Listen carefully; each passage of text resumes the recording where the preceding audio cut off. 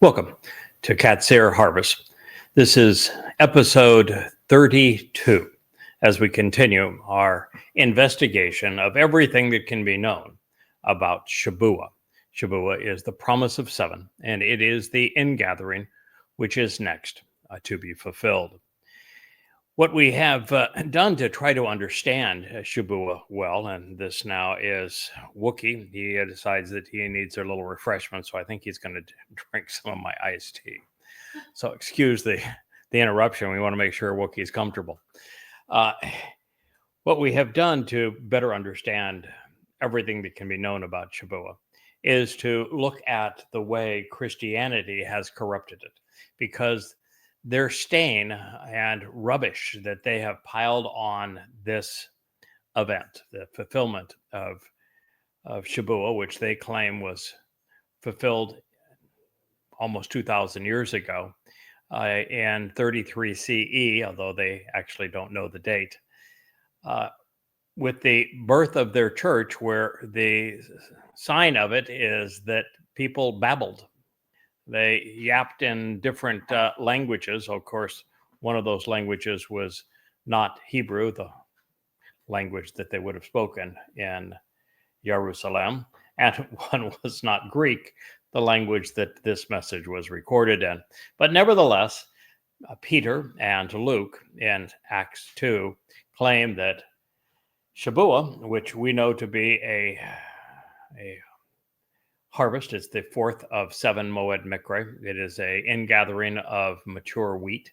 It is scheduled for 7 years prior to Yahweh's return with the actual Messiah Dode. That would be May 22nd in 2026, as the time of Jacob's or Israel's troubles begins. And while that is an accurate assessment of what Shabuah represents, the Christian New Testament is very good at ripping things off and stealing them. And so they completely passed over the first 3 Moed Mikre, Pesach, Matzah, and Bakorim, because they didn't fit their new religion, and decided they would pass over the last 3, which pertain to the return of Yahweh and the actual Messiah Dode in 33 CE, which is your 6,000 Yah, Teruah, Kippurim, and Sukkah. And they would claim just one for themselves, although they would give it a new name, and they would describe it in a manner that was completely inconsistent with Yahweh's testimony. So to pull off this shenanigan, what they had to do was to misappropriate passages from the Torah and prophets. And, well, Paul was pretty good at it. He kind of knew right where to look to find a word pattern that could be twisted to appear as if it was speaking to the same event or subject, and then twisting it so that it actually conveyed the opposite of what God intended. Luke and Peter were not nearly as crafty. And so thus far, they have picked 3 passages to corrupt, to justify Pentecost, and they have all been laughable. I mean, there is literally no correlation between what they claimed happened on Pesach and what was asserted in those passages. And the current one happens to be an errant citation from 2 Samuel 7.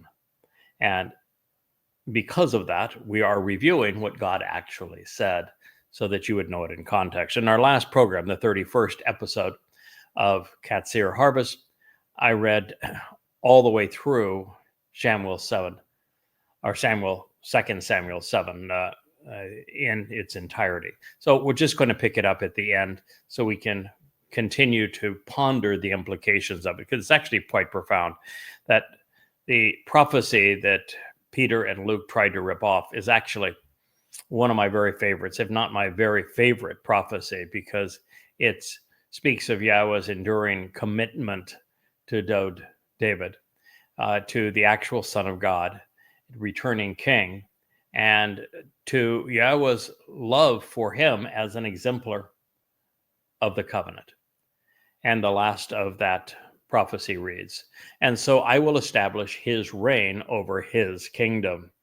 This would be Dod's reign over Dod's kingdom. And he himself will restore and rebuild the family home for my name. And I will prepare and establish the throne of his kingdom forevermore as a continual witness. Christians are of the belief that since that says he will build a family home, a Be'eth for my name, that this speaks of Dod's son Solomon, who was the one in the first 7 years of his reign, used the materials that his father had collected, the plan that he and Yahweh had worked out, and the mount that Dod had acquired to build what they call the first temple. According to Yahweh, it's not a temple.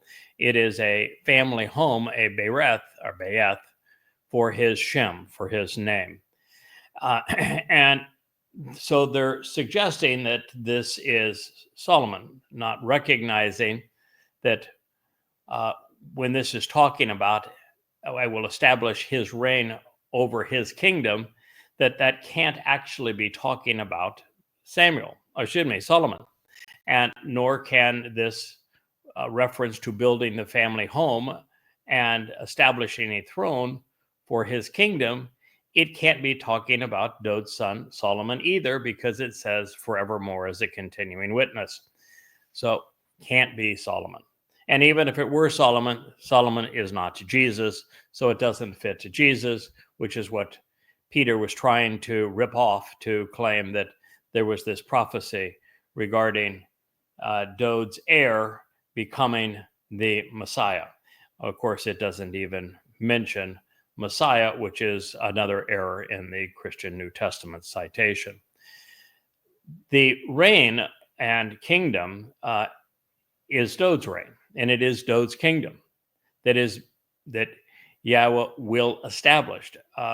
And the kingdom had already been established, so by Dod and Yahweh working together. So what he's talking about is, since this is something that God's going to do, is the eternal kingdom of Dod as he returns as the king of the world in year 6000 Yah on Yom Kippurim, October 2nd, 2033. And then at that time, he shall restore and build the family home for my name. And Bana can be build or it can be restore, and it is based on Ben, which is, so it's actually the feminine of Ben, kind of funny in that regard. But it is, as a verb, though, it would be the ending wouldn't necessarily convey a feminine characteristic. But because it is a combination of building and with son, it is considered to be restoring or rebuilding a family home. And in this case, it is for Yahweh's name. Solomon very quickly lost sight of the fact that this was a home for Yahweh's name. And because his people became so recalcitrant and rebellious during Solomon's reign and never recovered from it, rather than it being a home for Yahweh's name, it has been a testament to the fact that God's people, Yehudim, have erased God's name, done exactly the opposite of this. So as we move forward in time, it is true that Dod, when he returns with Yahweh, will be establishing and restoring a family home for Yahweh's name forevermore. And so it fits in that context. And then it says, I was, I am, and I always will be for him as a father, and he was, is, and always will be for me as a son. And this is 2 Samuel 7:14 in part. To understand this, all you have to do is look at the other two places that Yahweh says specifically, I am his father, he is my son. One of those is in the second Mizmor, and the other is in the 89th.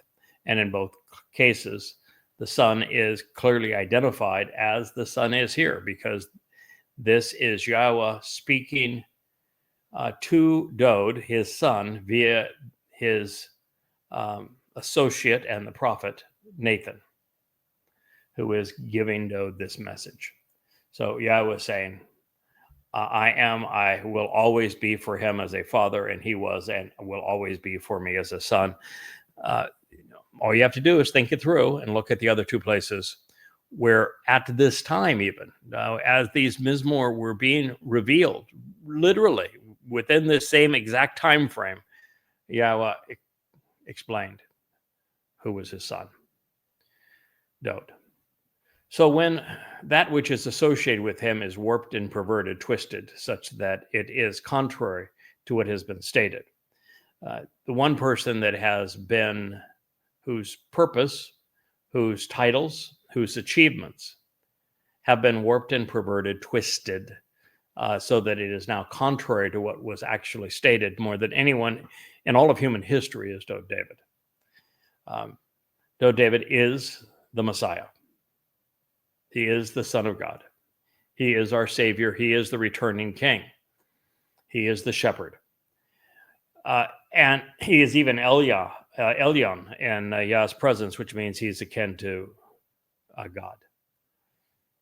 And all of that was given to the false Messiah and mythical misnomer, Jesus Christ, and also afforded in part to the other false Messiah, that of Rabbinic Judaism, Bar Kokhba. And this is our challenge, and it's why I take so much time trying to expose and condemn Christianity, so that you can see how clear it is that God is angry that the religion was created to counterfeit and twist, steal, rob. It's a matter of identity theft being perpetrated against his beloved son, Dode.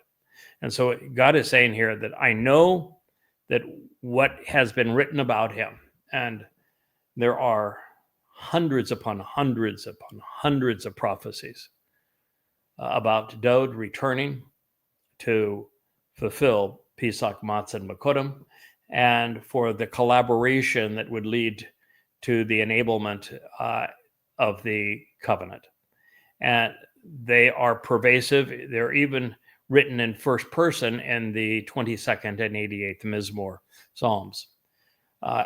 And so for all of that, including here, this very statement, all of 2 Samuel 7 has been convoluted and twisted by Christianity, doing this very thing to rob Dode of what God said of him, to create this mythical misnomer, Jesus.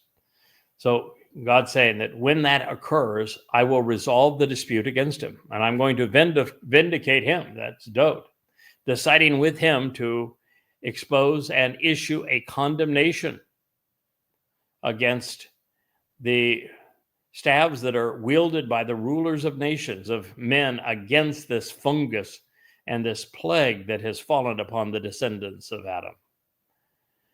Nothing more sickening to God than religion, and the most deadly of all religions from God's point of view are ones that misappropriate what has been achieved and what has been acclaimed of his beloved son, Dode David.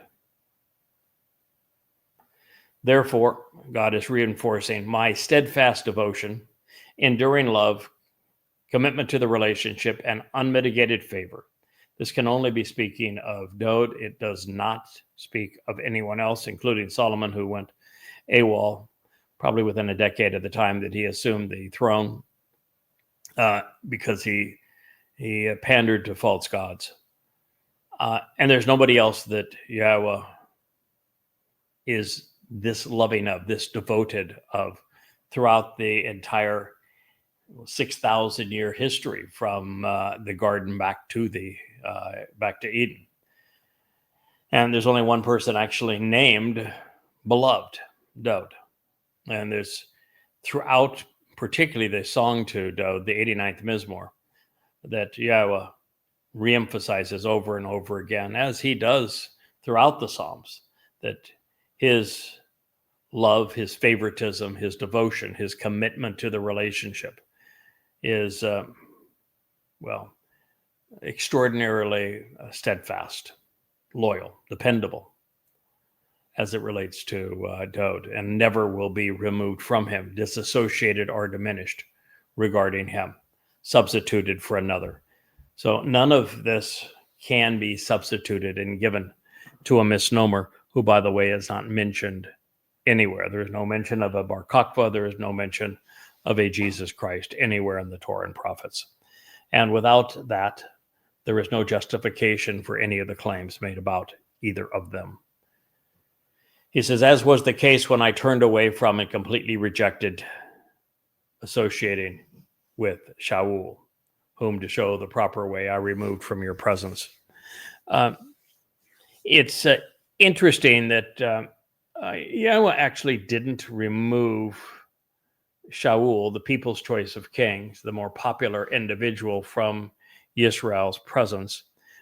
He went off on his own, became full of himself, thought that the world revolved around him, thought he could augment the Torah, and that he was responsible for defeating foes. And he lost a horrible battle. Samuel made it very clear that Yahweh was no longer with you. It became obvious that he became demon-possessed, and he turned against David, and he went into a battle, and he lost his head, literally. And so it's not that God removed him from your presence. He removed himself.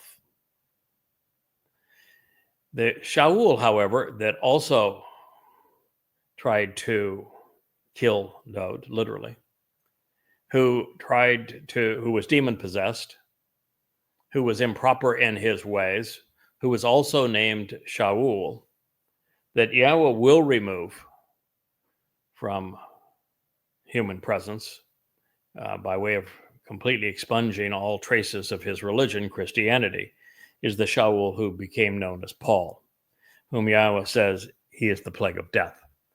And in this particular case, it is the effect of Christianity that is going to be removed. And even more importantly, it is Christianity that was the most aggressive at misrepresenting what Dowd represents, and therefore doing the very thing that God says, I will not ever forgive anyone or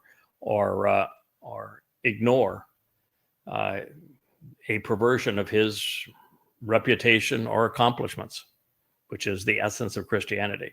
Without robbing Dowd to create the myth of Jesus, there is no Christianity. And so Yahweh is very clear here that he's going to remove all traces of this corruption. And it is essential. It's what I'm trying to do so that I can get Israel's attention until such time as Israel comes to recognize that this corruption that has harassed them so over the centuries, associated with this mythical Messiah that they allegedly killed, that has subjugated them in so many ways, all of this has to be resolved. It has to be cleansed. It has to be purged. Otherwise, the truth which lies beneath it is far too difficult for God's people to perceive. This continues. And so, your family and your position of authority, your kingdom and reign are assured, as it is trustworthy and dependable, firmly established and credible, enduring forever as an eternal witness. In my presence, your throne and seat of honor will be established and sustained forevermore as a restoring testimony. Okay, well, I know you. That's very exciting. Yeah, I can't wait to see Dowd. What we have here is your family. That would be Dowd's family is Yehudim, Yisraelites in a broader sense, and they are going to return to prominence when Dowd returns. on Yom Kippurim, the Day of Reconciliations. Dode's position of authority and kingdom, his reign, supersede all others. He is Yahweh's choice of king, and Yahweh is very clear, particularly in the 89th Mizmor, and here that it is Dode who is returning to be king of everything. And you can be assured that's going to happen. You have God's word on it, and he is trustworthy and dependable. And Dode will continue to be the eternal witness. And then making it certain that it is Dode and no one else, and a future event, not something that had previously happened. God says, my presence will be, that all this will occur in my presence. Of course, Yahweh's presence was not seen around Solomon, and Yahweh's presence was not seen or experienced or noted at any time around the mythical misnomer, Jesus. It will, however, be inseparable from the appearance of Dode, because Yahweh twice, one in the 12th chapter of Zechariah, and the other is in the latter part of the 89th Psalm, says specifically that when he returns, though David will be as brilliant as the sun in his presence, as Elyon, as God. So they will be together. And then your throne and your seat of honor will be established and sustained forevermore. Solomon's throne, which he inherited from his father, but his throne didn't last very long. And he ended his life in despair, and likely very estranged from Yahweh, because he brought so much religion into Israel, and it led to the destruction of Israel as a united kingdom. So the one throne that Yahweh consistently says is established forever is that of Dode. Then this ends consistent with all of these words and in accordance with the entire revelation, and in this manner, Nathan, which means to give, conveyed all of this to the man to whom it all pertains, Dode. He didn't give it to Solomon. He didn't give it to Jesus. He didn't give it to the Lord. He didn't give it to Peter or Paul or Luke. No, he gave it to Dode, which means Dode is the one who's got an eternal throne. It means that Dode is the king of the eternal kingdom. It means that Dode is the son and Yahweh is Dode's father. It means that Dode is our savior. It means that it all pertains to Dode, and any time that is twisted or removed from Dode to give to another, as is in the case of the mythical misnomer Jesus Christ or Bar Kokhba, Yahweh will assure you that those people will be expunged from the earth. And the best they can hope for is the cessation of their soul, the dissipation of their soul to nothingness. And in many cases, particularly in the case of Peter, Paul, and Luke, they'll spend eternity in hell. So this prophecy, we go all the way back to the beginning of it, has been about houses and who builds them, and as well as who lives in them. It has been about Dode since the beginning, who had a home. Not Jesus, who was homeless throughout the myths conceived about him. Its focus has been on what God is going to do with and through his beloved Son. It's also about seeds and thrones, who sows them and who sits on them. As such, the three so-called Abrahamic religions are predicated on false messiahs: Christianity, Judaism, and Islam. And they should be vociferously renounced if they had happened in their infancy, they wouldn't exist to corrupt the world to this day. They would not have grown. Those who are adept at changing names, who actually made a religion out of doing so, Peter, Paul, and pals, replaced Dode's name with Iosu Jesus in a desperate attempt to make their counterfeit appear divine. Foolology became part and parcel of Christianity. It was the first phase of replacements, since the revisionists would go on to replace Jews with Christians and Israel with their church, the Torah with their New Testament. It's everything in Christianity is about replacement, foolology. David, the individual being addressed, was robbed by these early Christians to create the illusion that their Jesus was the Messiah. That is why we find Yahweh coming to the defense of his being son, his Hamayach, Masiach, Messiah, Aryasha, Savior, and returning Melech King. God chose a shepherd boy, a child chasing after sheep, he calls them lammies, to lead his people and enlighten the world. He did not choose a scholar. He did not choose a rabbi. He didn't choose a theologian, an expert in linguistics, a star athlete, a social media celebrity, or a man with a proven record in politics or the military. It was brilliant, and it was thoughtful, articulate, and courageous. Attributes Yahweh would cultivate over time. The result is the Mizmor and the Mashal, Proverbs and Psalms, even the fulfillment of the Moedim, the restoring witnesses to the eternal testimony. God's plan is marvelous in all of its implications. Yahweh is constantly reminding us that he is focused on Yisrael. The descendants of Jacob are his people. That has not, nor will it ever change. There is no room for a Gentile church. Dowd established a united Yisrael in the Promised Land, incorporating Jerusalem as his home.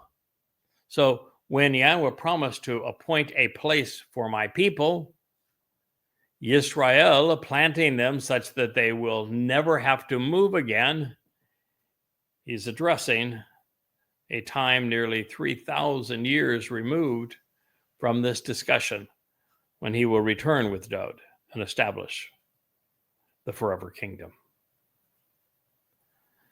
After having fulfilled Pesach and Matzah leading to Bikurim, Dowd's going to return 2,000 years later on Kippurim, and he will serve as the King of Kings. All the psalmist has shown will come to fruition.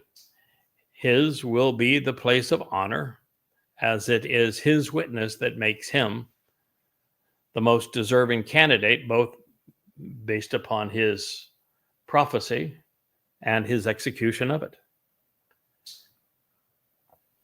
As the ultimate proud father, Yahweh will hold those who have robbed his beloved son, his firstborn, of this dignity. And he's going to hold them accountable. And there's going to be ramifications, and they will not be pleasant. He will chastise those who have perverted and twisted the promises he has made to his beloved son by perverting this prophecy. If you're a Christian, you're in deep trouble. The entire religion is founded on perverting and twisting the promises that God made to Dowd. Since there is no prophecy or promises made to a Jesus, 100% of the prophecies that are robbed by Christians to create this myth that there was a Jesus Christ are stolen from Dowd. All of them. And oh, does it anger God. And you say, how can that be if it's the most popular religion in the world? Truth has never been popular. Lies throughout history are far more, they're more appealing to the masses. Boy, if you don't think that's true, spend a little time around in the ex-Goldfish Bowl and see what you have to deal with. Now, once again, Yahweh revealed something that is exceedingly important, and the religious have sought to convolute it to serve really twisted and perverted interests. That which Peter, Paul, and Luke took from Dode to make their Iusun appear worthy became part and parcel of Christianity. There's no separating their act of identity theft from the very essence of Jesus Christ. Therefore, since this ongoing diatribe robbing Dode and his people has been appalling to the Almighty, I wanted to present the next line in context, so as a reminder as to where we have been. The preposterous Peter propositioned. Israelite men, listen to these words. Iusu, the Nazarene, is a man who publicly demonstrated to you that he is from Theos, using supernatural powers and abilities to perform extraordinary miracles and prophetic significance. These are signs which the Theos God performed through him in your midst. Acts 2:22. He was appointed to the prearranged and prophetic plan and purpose of Theos. He was betrayed and given over to the hand of the Torahless, who chose to take control and lift him up, affixing him. Theos restored him to life and raised him, releasing and dismissing him from the suffering and pain of death, because it was not possible for him to exist held and influenced by these things. For DD, we'll call him David, said of him, I foresee the curious Lord in front of me, always on my behalf, because from me, his right hand, I will not be shaken or swayed. Therefore, my heart rejoices and my tongue delights that also my flesh will abide and endure, as a result, a confident and trusting expectation.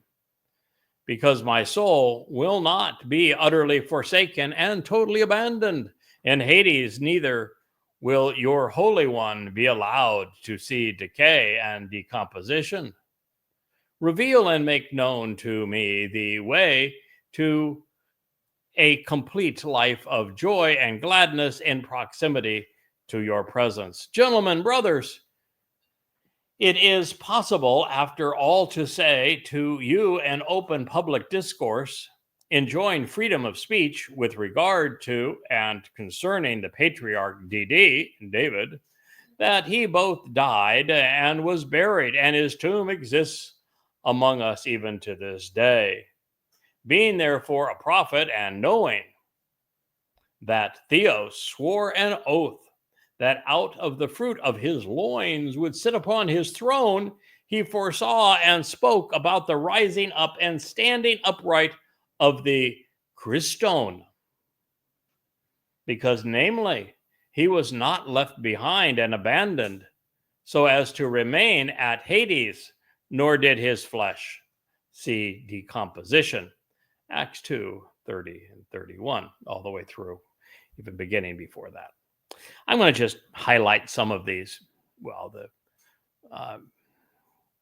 dingers of stupidity in this statement that begins with, looks like the 22nd verse of Acts 2. They were not Israelite men. The Israelites had been hauled off into slavery and became lost 700 years prior to this time. They were Yehudim, Jews. They would not be listening to someone who was as stupid as this man, who misquoted their prophecy as badly as he had, and who called Shabuah Pentecoste, and was announcing that it was the birth of their church, and that the cause of it was the people were babbling. And then he cited Yoel, which is a prophecy for the last days. So 2,000 years wrong. There was no Iusu that lived in this time. There was no Jew named Iusu, There was no prophecy of an Ayusu. There's no record of an Ayusu. Ayusu is a complete bogus moniker. And so they would not have known anything about an Ayusu, nor would anybody at that time. Nazareth did not exist at this time. Nazareth would not exist until the beginning of the 3rd century CE, 200 years later. And at this time, no one lived there. Prior to this, there was a very small, insignificant town by a different name, but that was 200 years earlier. The whole myth of a Nazarene was established based upon Constantine's mommy and Eusebius, who was the propagandist to Constantine and wrote it into the text. So you're wrong on Israelites, you're wrong on Ayusu, and you're wrong on Nazarene. And those are the first 3 names. Now, the next is a man. No, Ayusus never existed. He's a myth. Who publicly demonstrated to you. If he publicly demonstrated anything to them, then he wouldn't have, this whole argument wouldn't be taking place now, would it? That he is from Theos. No. First of all, your own text says that he is from Joseph and Mary. There was no Joseph, there's no Mary, and Mary means contentious and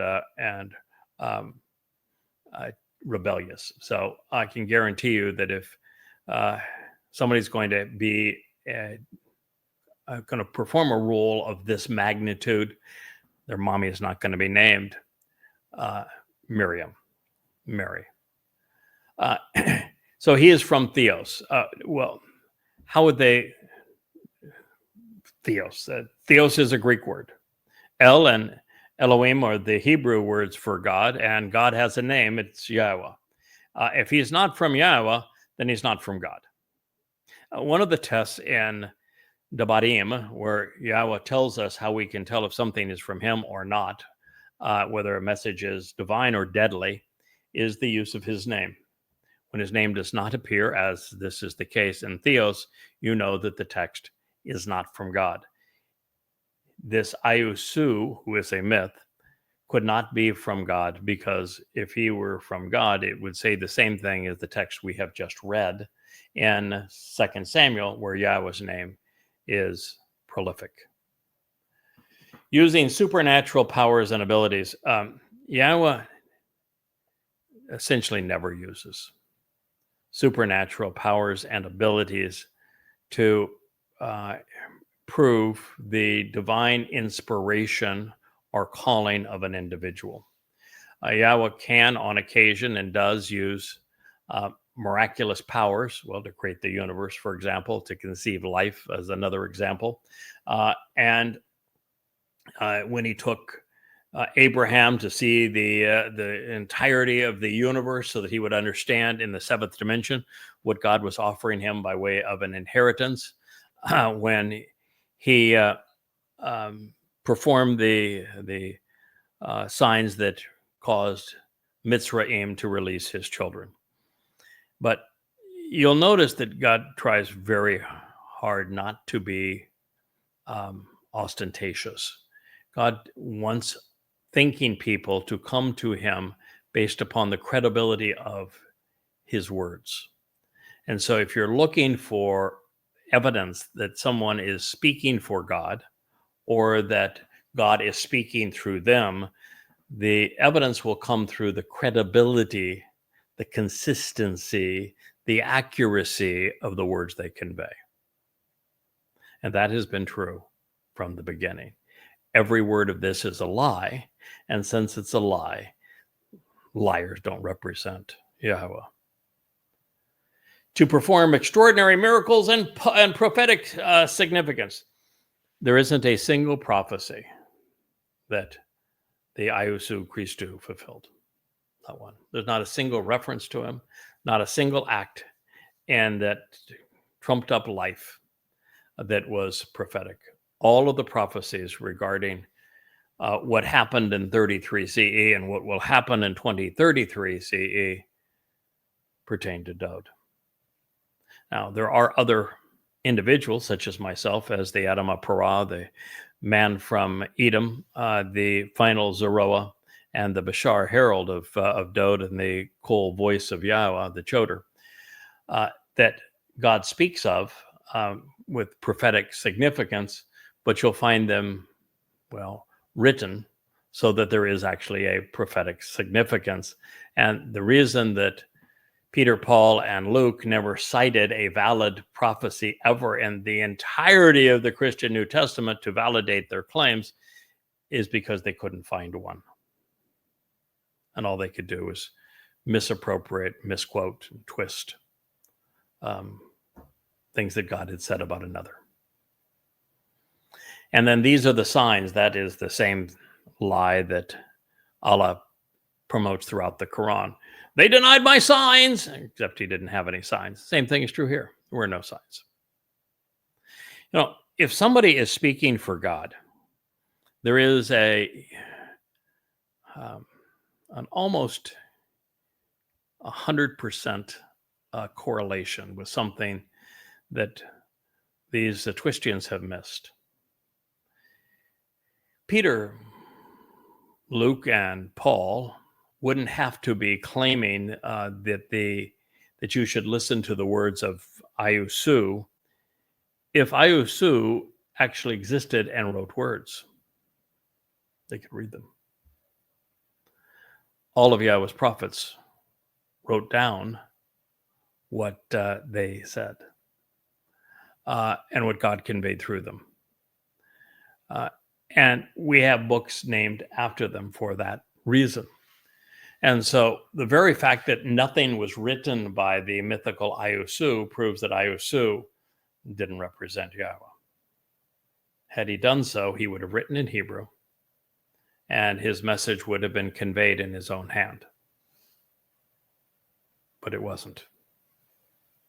However, if you look at the real Messiah and Son of God, our Savior, Dowd, we have more written in his hand that has been preserved through the Dead Sea Scrolls than even what we have from the great prophet Isaiah, or even more than we have from the entire Torah. Now, that's something to think about, isn't it? And then this ends with, as you know. When somebody says, as you know, then they don't know. It really is as simple as that. Because if they did know, there would be no reason to say, as you know. He was appointed to and prearranged and prophetic. Again, prearranged and predestination are inconsistent with Yahowah. Yahowah is about free will. So there is nothing prearranged. There are things that Yahowah has told us he is going to do, but they're not predestined. And if there is a prophecy, Yahowah will speak of it, and he will name the individuals that the prophecy pertains to. There are many hundreds of prophetic promises from Yahowah regarding what he is trying to achieve through me, as his Basar, as his Kol, as his Adamah Parah, as his Zeroah, as his Bashar, as his Choder, as his Nakar, as his Malak. It just goes on and on, as the man from Edom, who will save many, as Yada. There's not one about this misnomer. And as many as there are regarding me, probably second most in all of the prophetic text, there is one person who is mentioned more often, and deservedly so, the actual Messiah and Son of God, Dowd David. But the sum total of prophecies pertaining to Ayusu, goose egg. There is no chance whatsoever that Christianity is true. In fact, everything that has been said in Acts 2:22 is wrong. And the same thing is true in Acts 2:23. And then to say that, and then a prearranged plan of Theos, that he was betrayed. No. No.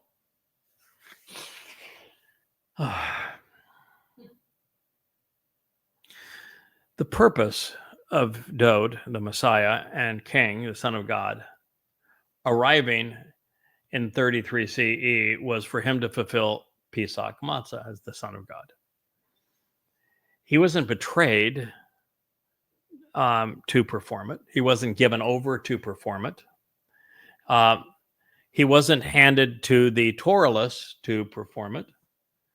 He volunteered to perform it. It would have been a betrayal if he hadn't performed it. So this notion that Christians have had that Jews killed Jesus and that they betrayed him is just a bunch of shit. I'm sorry, but that's the term. It's shit. Jews actually betrayed David because they failed to acknowledge that he was here and did these things. You can't betray a myth. And Dowd could not have been betrayed if Jews had sought the death of his body. If Jews had recognized him and sought to the death of his body by way of fulfilling Passover, it would have been a celebration of the purpose. So his dying is the purpose, not a betrayal. And if Jews had participated in the sacrifice of the Passover lamb, they would be upholding the purpose of God, not abandoning it. Again, profoundly wrong. Literally the inversion of what's true. Anomos is used to negate nomos. In Greek means to negate what follows, and nomos is the word used throughout the Christian New Testament to replace Torah. So this would be those without Torah. But the implication here is, of course, that it was the dastardly Jews that killed the Christian God. Oh my goodness. That's why God turned on them and gave all of his promises that he had offered to the Jews, to the Gentiles, because, well, those dastardly Jews, they betrayed the Son of God. Bull crap. I mean, just absolute bull. Yeah. The Torah, being anomos, is the essence of the Christian New Testament. So it would be to say, if he was handed over to the hands of those who were against the Torah, it would be to the jerk's name known as Peter, Paul, Luke, Mark, Matthew, et al. They were the ones who were anomos. Paul's letters exist to annul and replace the Torah. There is nobody in all of human history that has been more anomos than the author of the Christian New Testament. But Christians are so perverted. They think that rather than this acknowledging that they're the perpetrators, they're the ones betraying God, that it's instead the Jews. To take control of them and lift them up. Good God, they're just moronically stupid. Every word of this is wrong. And that's why, how can there be a religion of Christianity when everything they say is stupid? Just utterly ignorant. I mean, how stupid do you have to be to not know that the Jews in Judea in the first century did not crucify, and that it was the Romans who started about 150 years earlier that invented that grotesque form of torture, because the Romans were grotesque. They were savages. Crucifixion is a Roman form of embarrassment, of humiliation, of punishment. Not the Jews in Judea. And plus, the Jews in Judea had no authority. The Romans were subjugating them. They were oppressing them. Judea was colonized by Rome. The government was Roman. The courts were Roman. He wasn't taken control of and lifted up by the Torahless and betrayed, as these disgusting anti-Semites are portraying. First of all, Yahowah is a complete farce. He's a myth. But in the case of Dode, yes, Dode predicted 1,000 years before he had endured it, because he was a prophet, exactly how he would be sacrificed as the Passover lamb, describing Roman crucifixion some 700 years before Rome existed and 800 years before Roman-style crucifixion was invented. There's a prophecy here that is powerful, and of course they missed it.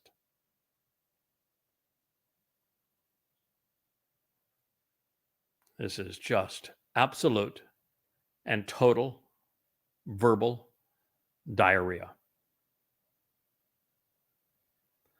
Theos restored him to life and raised him. No, if you're the Passover lamb, your body is one and done. And the body of the Passover lamb is incinerated that night. So if you are actually fulfilling a prophecy, and you are there to do what Dode did, is to fulfill the prophecy of the Passover lamb, your Bashar body serves that purpose, and after it has served that purpose, it is incinerated, never to be seen again. It cannot be restored to life. It's, first of all, it's hideous, it's grotesque, it's been brutalized. But second of all, you're going in the wrong direction. And third of all, life is not the body.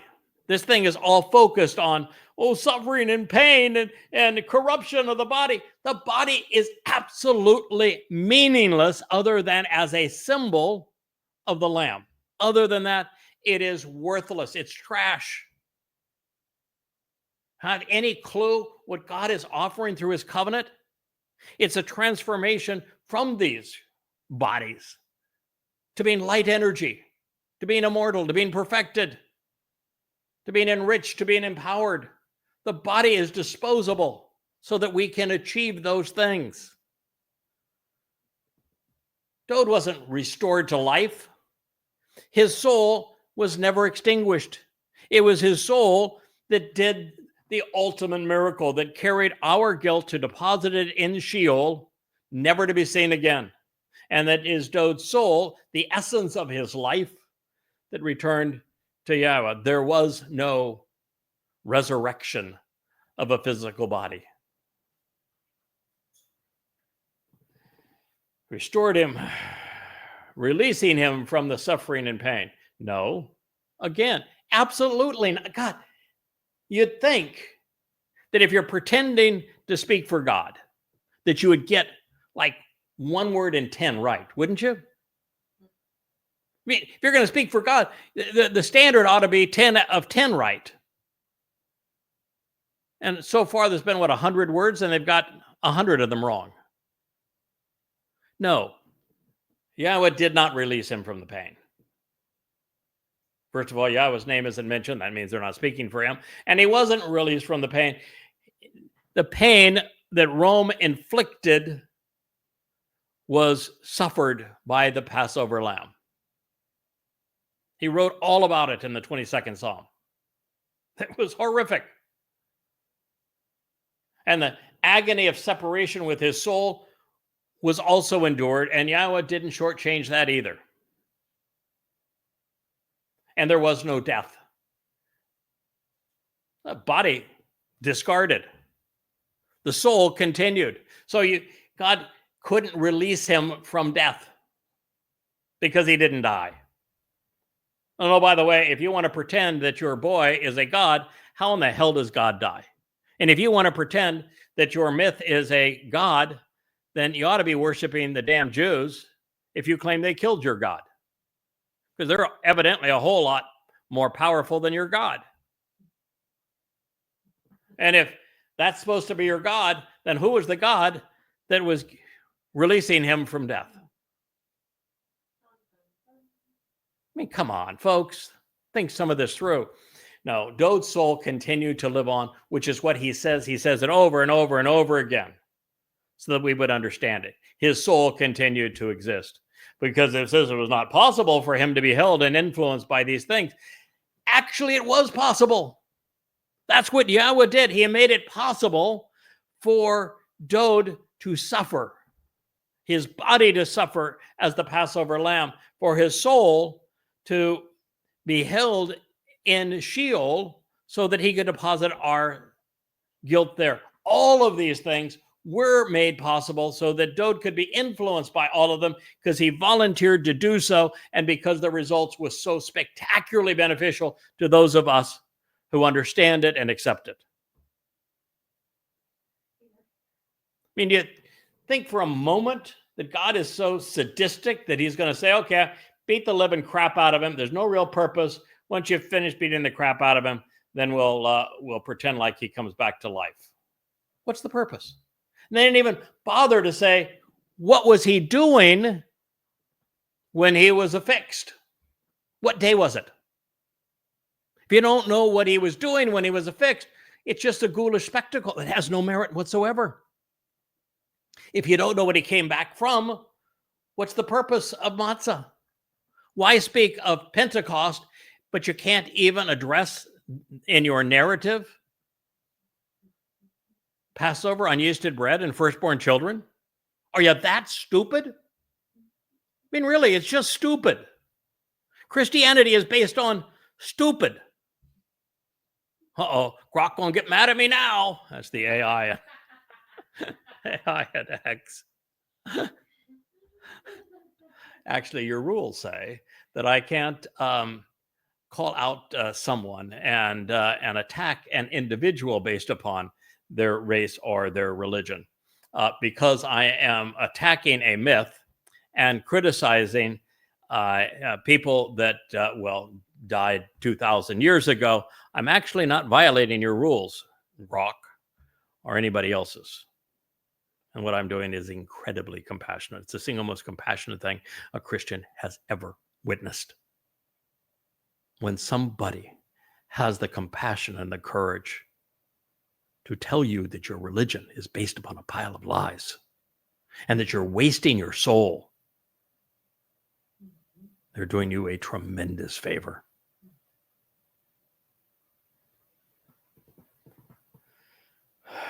For DD, it's a placeholder. Let's assume they meant Dod. Said of him. Said of whom him? Dod never spoke of an Ayusu. Dod never once spoke of a Christ. Ever once, never. So that is a bold lie, and they know it's a bold lie.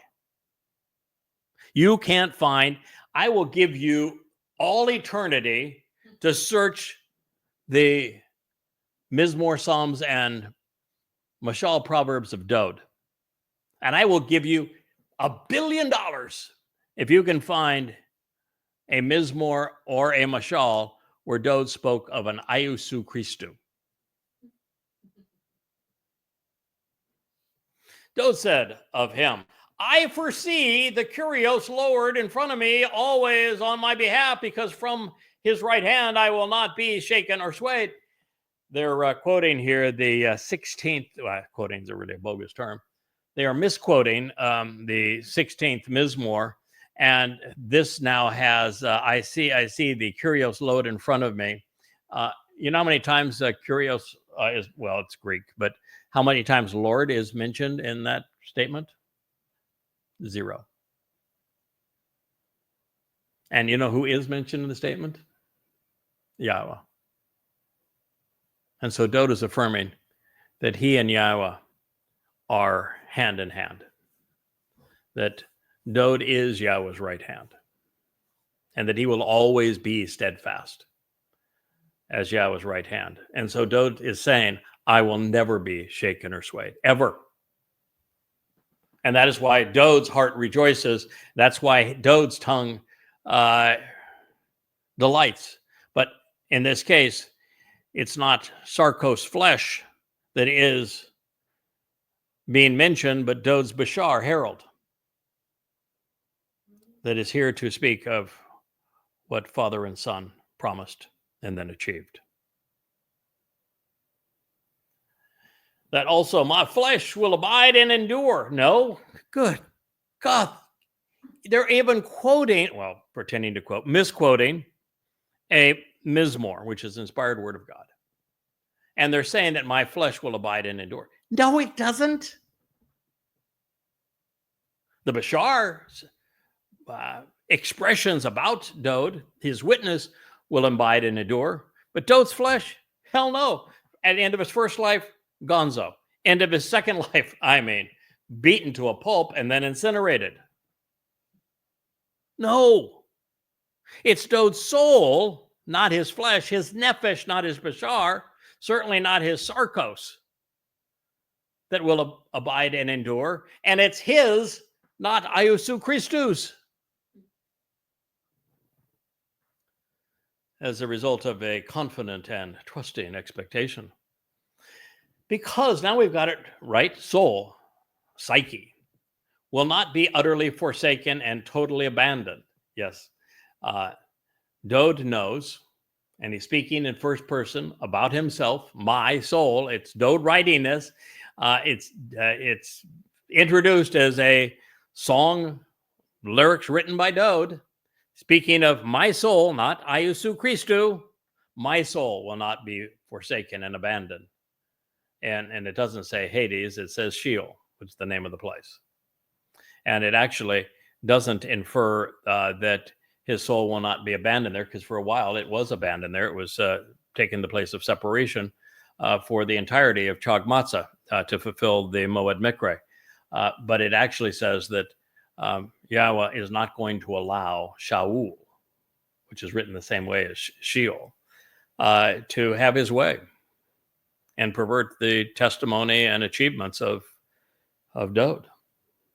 And that is the role of the Bashar herald, is to preclude that from happening. Neither will your Holy One, it's Kodesh in Hebrew, be allowed to see decay and decomposition. No, there is nothing akin to that in the Mizmor. And it wouldn't be true if there were, because Dod's first body did decay and his second body was incinerated. And the bodies were meaningless. Absolutely, utterly, and completely meaningless.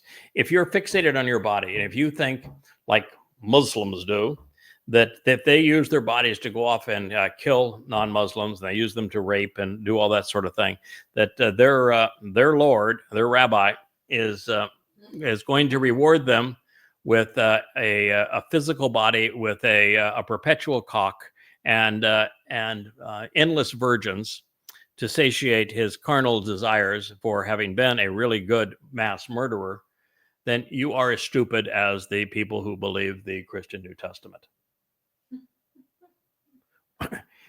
You can't see heaven, right?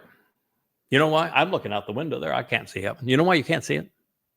Because it's 4 dimensions beyond where we are. And guess what?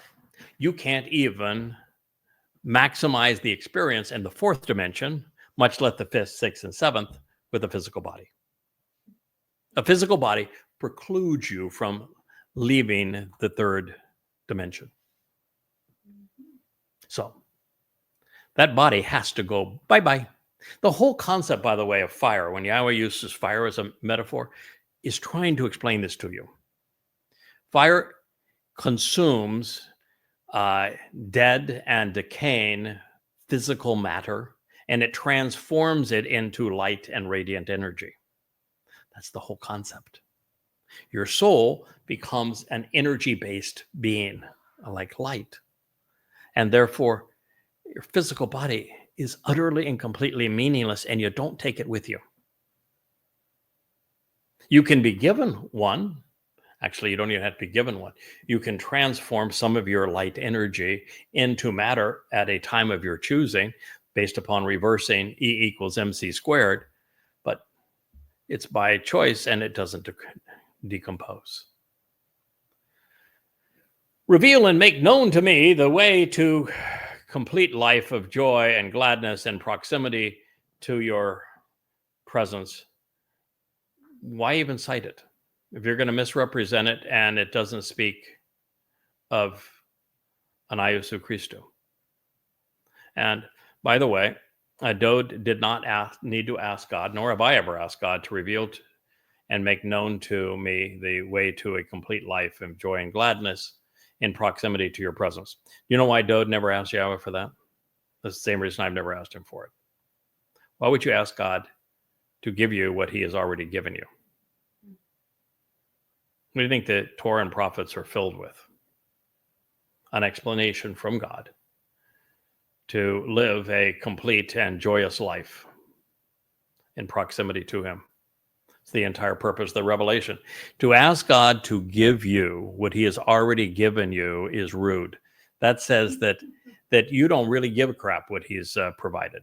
Doesn't mean anything to you. That you think that rather than taking advantage of what he's already given, you should ignore that and tell him that he needs to give you a special dispensation, your own special input. So when all these people write me and say, well, could you please explain this in something I might have written 100 times in these books? And can you please give me an answer to what this is? No. God, read the books. It's not my job. If I've already given it to you, and now you want to ask me to give it to you because you wouldn't take the time to read it? And if I'm irritated by it, can you imagine God?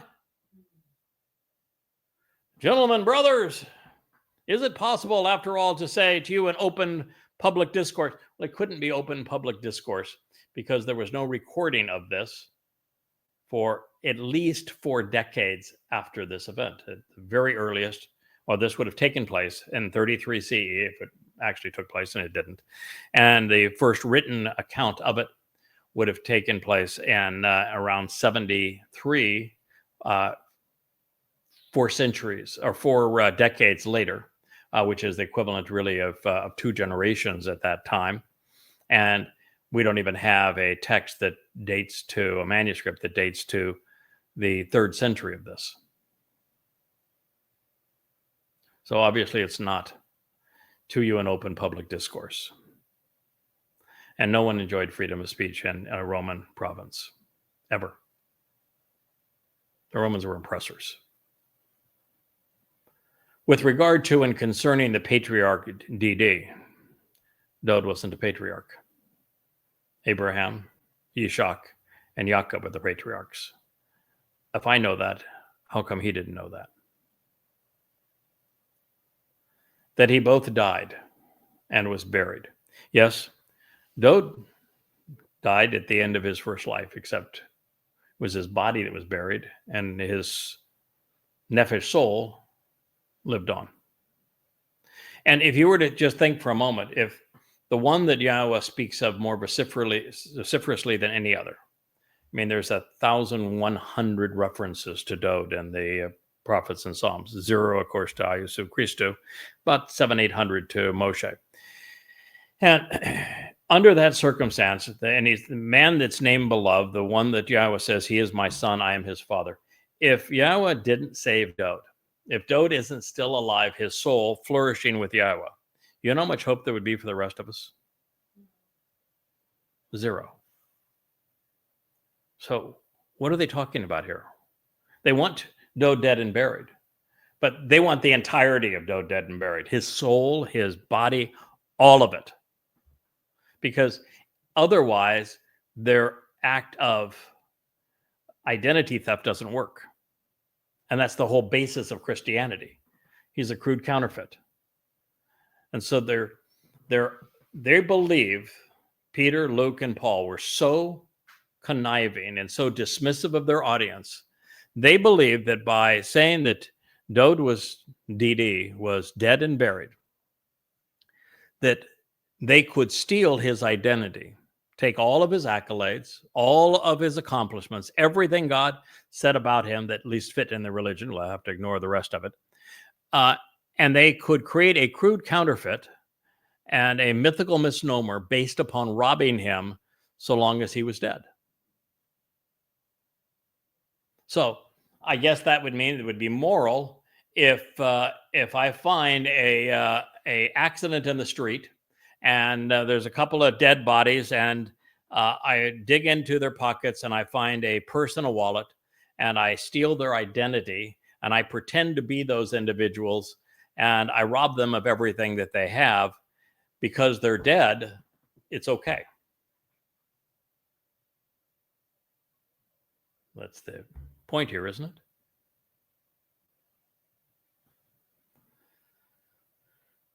And by the way, nobody knows where Dode's first body is, and no one cares. No one. No one knows. No one cares. Second body was incinerated. Being therefore a prophet, and knowing that Theos, God, swore an oath that out of his fruit of his loins, we've read this passage. Yahweh said that he would take a minute portion of Dode's nature. The way it's described, it's pretty obvious he's speaking of DNA. And he will use it to reconstruct a body. Dode will need another body to fulfill Pesach. And so Yahweh said that he would do that for him. And when Dode returns, we know he's going to be as brilliant as the sun, so he's not going to have a normal body. But normal bodies can't handle that sort of thing. But in this particular situation, that's what he was talking about. For Dode to fulfill what was what he had volunteered to achieve, he would have to have another body. And it speaks nothing of fruit. It's actually zera, which means seed in the sense of sowing seeds that take root and grow. That would be his words. And it doesn't say loins. And it doesn't say that somebody would sit on his throne, and this they have capitalized, so that's God's throne, because it is Dode's throne. And by the way, the mythical misnomer Jesus never had a throne. And he didn't sit on a throne. And so it can't apply to him. And of course, it's the wrong throne. It's Dode's throne that Yahweh has built for him. He forever, this throne, he foresaw and spoke about the rising up and standing up of the Christone, a pathetic and disgusting lie. If your scriptures are based on pathetic and disgusting lies, then your God's a phony. Your religion is worthless. Now, that's a gift to you. Don't get mad at me. I don't care if you get mad at me, but it is a gift to you. That he spoke about the rising up and standing up of the Christone. No. Never once, ever, does anybody who was inspired by Yahweh, and that would include Dode, ever speak of a Christone. They don't even speak of a rising up of a Messiah. The Messiah title that Yahweh gave to Dode, and actually says Dode is his Messiah, and anointed him 3 times, and then an additional times with Yahweh's own special anointing oil. Yahweh does not ever speak of the Messiah returning. At one point, the Messiah, as Gabriel, God's most courageous and compassionate man, tells Daniel that he will return as the Messiah to fulfill Pesach, Matzah, and Bakurim. But that's Dode telling us what he is going to do, and he doesn't even present Messiah as a title. And that's the only mention of it. And there is no other place where there is a returning Messiah. Just doesn't speak of him returning Messiah. Dode's going to return. King is going to return. The Son of God's going to return. But Dode has a lot of titles. Messiah is not among the most important of them. I use it a lot because the Jews are anticipating their Messiah, and because Christians have stolen that title from him. But it is not among his most important titles. And never once does Dode speak of a returning Messiah. And by the way, he is the Messiah. So no. I mean, not only no, hell no. Because namely, no, not namely. That's just the point. No, not namely. He was not left behind so as to abandon and remain in Hades. No, the place is Sheol, and it was Dode who was not left behind. He was taken there, but not left behind.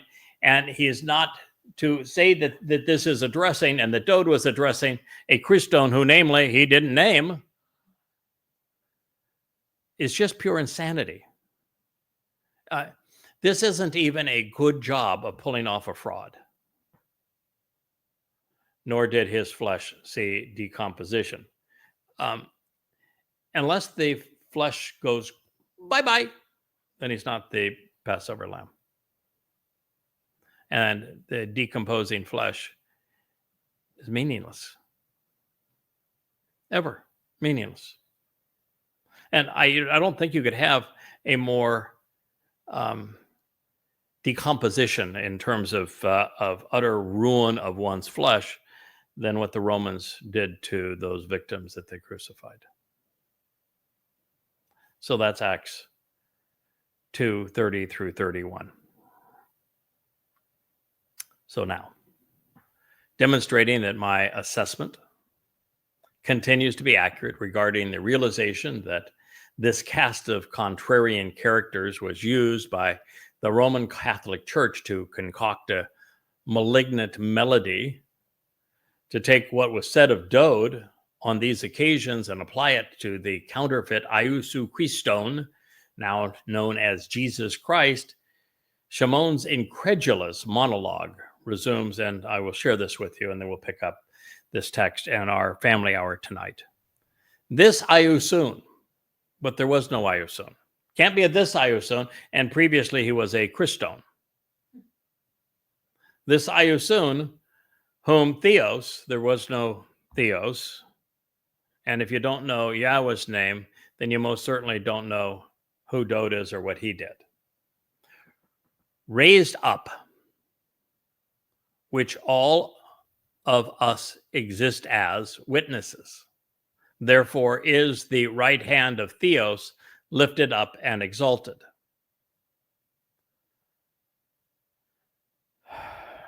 I'll stop there. No. First of all, the big problem was that Israel didn't witness what Yahweh and Dode proclaimed prophetically they were going to achieve. The whole reason Christianity exists is because Jews didn't witness what occurred, didn't recognize what occurred. Second, even in the myth, a very tiny percentage of Jews paid any attention to the Roman crucifixions. They were ghoulish. Why would you want to expose yourself to that? I mean, I understand there are some people that are really sickos that like to see torture. A lot of Muslims do today. But there were no Muslims back in that day, so no one in the area would have gotten their jollies by witnessing torture. And if there were any, it would have been the Romans, and he wasn't speaking to Romans. So, no, nobody witnessed this. There is no record anywhere in the world of Twinkle Toes coming back to life. The only quasi-independent record of there even being a Jesus kind of fellow was allegedly written by Josephus. And of course, he doesn't speak of anyone witnessing this lifting up and exalting. He only speaks of, allegedly, of someone with a name that could be attributed to an Iousu in Greek. And he speaks that says very little about him. I think there's the text that associates with John the Baptist and then mistakes the whole story there and has it wrong. But there's a couple of problems with that.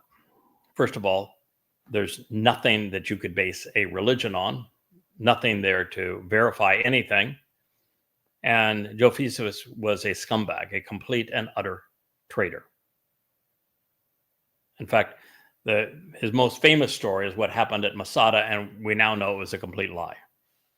So if he lied about the single most important story that he told, and we know he was an acknowledged traitor, if that's the best you got nothing.